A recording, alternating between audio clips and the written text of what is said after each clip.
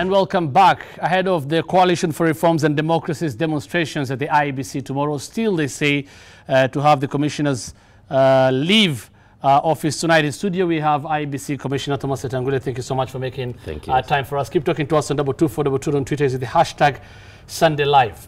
Commissioner, first court resumes its demonstrations tomorrow, they've said, to force the commissioners out of office.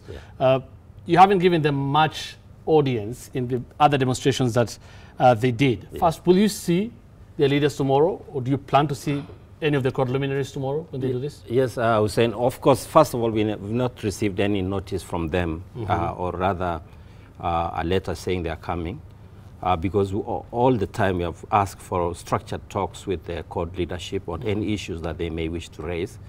So we expected them to alert us that they are coming tomorrow for that structured meeting, because we can only see a few of them, the representative, because of the nature of our boardroom as well. However, if then it's the question of about storming and coming to demonstrate, I think that's beyond us. That's a matter for police to handle. It's a national issue, and we have no control over that. But you'll be in your offices tomorrow? If they are coming, anniversary towers. I don't know, but they haven't issued any notice to come and see us, because we will welcome them. Right, but I say you as IEBC, you'll be in your offices. Will be in our office in tomorrow. We have a work to do. We are preparing for elections. Right. They're saying these will be peaceful demonstrations. Yes. If they seek audience, you're saying you'll be ready to see them as all IEBC the time tomorrow. We have an open door policy as IEBC, because these are our stakeholders. If they request to see us, we have to see them. Right. But if they come now demonstration, that's a matter beyond us. If they come to destroy property, that is an issue where the police then come in, because they have a duty to protect property and lives. Right. Yeah. All this they are doing, of course, because they want you and other commissioners to leave office. And they say this will not stop. So according to you, as IEBC, what do you think will give them? How will this turn out? You know, for us, we were saying we have a public duty to do. We have been in this, we have done nothing wrong. We delivered an election in 2013. I don't know why people keep looking back. You know the loot, I'm sure you don't know the Bible, where somebody looked behind and turned into salt. I think we need to forge the way forward. You know, we say, let's look at this election of 2013. We did 6 elections in one day. In one room, there are 6 ballot papers. It cannot be that 5 boxes were correct, only 1 was wrong, yet everything was in one room, same observers, same everything. But IEBC, of course, you agreed that there were some problems, there were some failures by IEBC in the last election. I agree. And they say you have not been giving them time to interrogate these issues. In fact, now that we're going to another election, you've not been giving them enough time and other stakeholders to interrogate the failures of the last election, so that you can, how best to make sure such failures don't occur again in 2017? No, we agree there were challenges. You know, we agree there were challenges. We were rolling out a 6-piece election in one day for the first time in this country, and for the first time almost in Africa. There is nowhere in the world where people do 6 elections in one day. And we did it and we succeeded. There is a government in place. In fact, I'm shocked that the people who are coming to demonstrate are senators, governors, and they are not saying, I'm in office illegally. Those senators and MPs and the rest. So we agree there were challenges, and we are putting systems in place to ensure that the next election is going smoothly. And that's what we are addressing right now. In fact, my take, Hussein, if you ask me, is that there is just panic by political parties.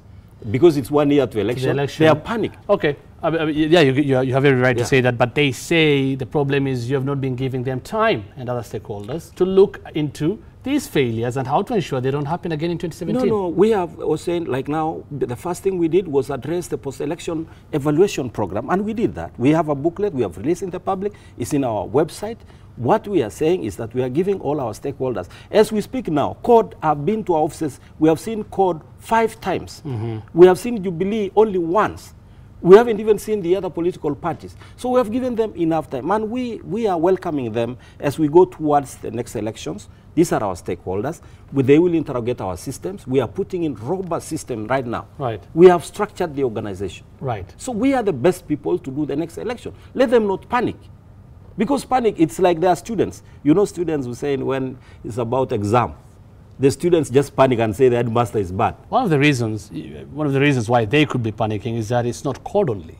We've seen churches talk about this. Lately, we saw foreign envoys talking about this and saying there needs to be dialogue. Now, looking back where you stand, I mean, there have been opinion polls in this country have been showing IEBC's credibility has been going down and has been waning. In fact, IEBC, when the chair, Ishaq Hassan, was talking recently in a news conference, he said he's actually, IEBC is going to hire an image consultant to restore IEBC's image. Isn't that, first of all, isn't that... admission of...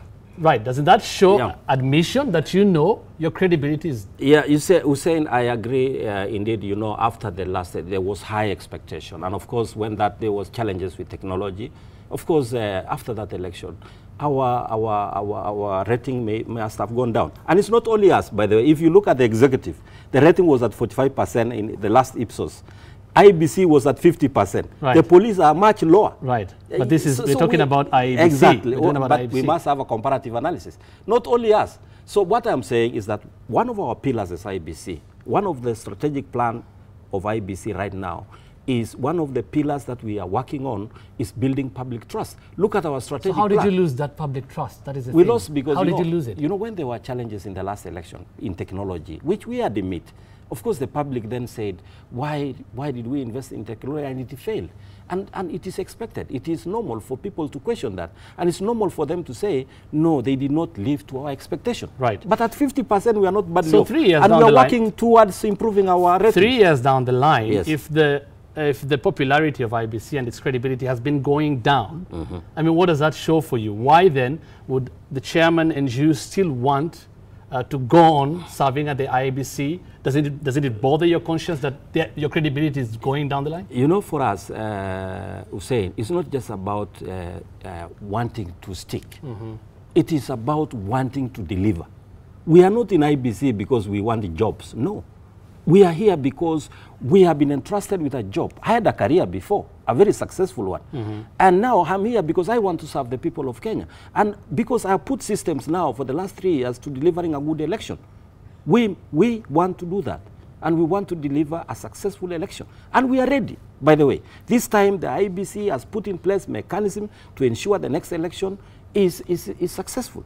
Not just in terms of manpower, not just in terms of the infrastructure we have set in, even including technology. And that's why we are saying 6 months to the next election. And we didn't do that the last time. We will test our technological aspects of it in public and invite all our stakeholders to see. It has never been done before. Even before this election, registration has never been done much earlier, the way we are done. So we have started early preparation as IEBC. And that's why we are asking the public to give us support. We are asking the public, including you, the media, to give us support. Because every time you cast aspersions on us, it impacts on the public. And every time a lie is repeated. Every time your critics cast aspersions every time we are just criticized. It is affecting our perception out there. Right. And we must change this narrative. How much credibility would IEBC, I mean, this is a, I mean, how much credibility would you, personally as a commissioner of IEBC, need to go on and... How much what? I mean, how the credibility you need from the people. Yes. Because you're saying if polls have been showing your credibility has been going down, and you in your own admission saying you're going to hire an image consultant to try and restore the trust of IEBC. The question is, why would you, or how much trust would you need to go to the next election? Well, what percentage of the people it's not so much you're saying about trust that we need so much. No. What we need is support. Because election is not about IEBC alone. Election is about the people of Kenya pulling together to ensure the next election is successful. It's not just about us. There must be security assurances. There must be the courts prepared to handle any things arising. And political parties, Hussein, must play their role. Right now, they are talking about IEBC. You know, the next risk is political parties are not prepared to carry out primaries. And they should have been prepared now. They are busy bashing IEBC rather than preparing themselves. So the whole election system, we must pull all stakeholders together. We must put this thing in order. Let us not talk about IEBC. IEBC is not... But IEBC's trust is important. It is important, with that, but we need support. That's what we are appealing. And we are writing now our narrative. You are just asking me about public image and all that. What we are coming out to do is, why I'm speaking with you now and to the public, is to tell them what IEBC is actually doing in preparation for next election. And to tell them to support this commission. Okay. Finally, maybe, There have been calls for dialogue. Foreign envoys have called for dialogue. Yeah. I mean, churches have called for dialogue. Yeah.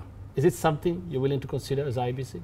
Well, that is even beyond us, because, you know, dialogue is a welcome thing everywhere, even in your house. When children are having issues, you must always have dialogue. In every society, there must be dialogue. And therefore, that is a welcome voice for people to see, to check this militancy which is being developed, to check about incitement of the public for no reason, to check about incitement of institutions like us.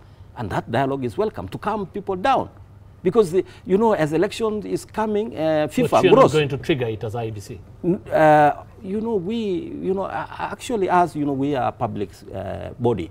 And we cannot lead in that role. There are other people who can do that. And therefore, we welcome any effort which can calm things down. But I want to talk to political parties and assure them, please, let there be no panic. The best prepared commission is this commission. Try to change the commission 1 year to election, you are courting disaster. Okay. Yeah. Thomas Letangule, IEBC Commissioner, thank you so much for making time Thank you. For us tonight. Keep talking to us on 22422 and on Twitter using the hashtag Sunday Live. We'll be back after this break.